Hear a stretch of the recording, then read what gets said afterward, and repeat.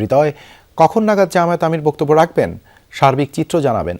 শফিকুর রহমান জুমার নামাজ বাদ পিরোজপুরের এই যে সরকারি উচ্চ বিদ্যালয় মাঠে এখানে তার জনসভা আছে। এই নির্বাচনী জনসভাটি সকাল 11টা অনুষ্ঠান হওয়ার কথা ছিল, কিন্তু সকালবেলা প্রথমে মেহেন্দিগঞ্জ গেছেন, মেহেন্দিগঞ্জ থেকে তিনি পটুয়াখালী 2 বাউপুর আসনে গেছেন, সেখানে জনসভা শেষে এখন বর্তমানে তিনি জালুকাঠি আছেন বলে এখানকার নেতৃস্থানীয় যারা আছে তারা আমাকে জানিয়েছে। আরেকটি বিষয় জানিয়ে রাখি, এখানে সকাল থেকে হাজার হাজার নেতাকর্মী উপস্থিত হয়েছেন। পিরোজপুর জেলার যে 3টি আসন, সেই 3টি আসনের দলীয় নেতাকর্মী সমর্থকরা তারা কিন্তু ইতিমধ্যে তারা মাঠে এসেছেন। এই মুহূর্তে এখানে জুমার নামাজের জন্য কিছুক্ষণ বিরতি আছে, জুমার নামাজ একসাথে তারা আদায় করবেন।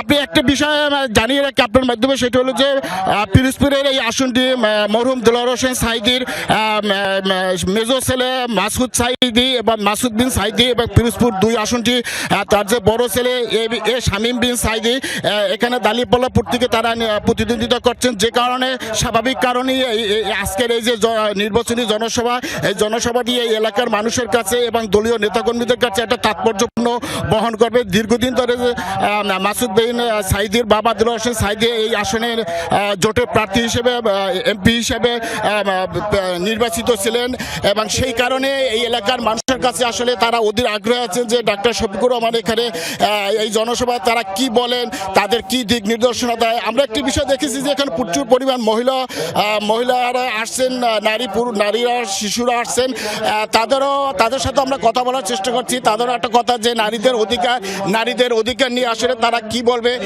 সেই কথাটি শোনার জন্য অধীর আগ্রহে তারা এখানে আছে। ধন্যবাদ আমাদের সাথে যুক্ত হবার জন্য।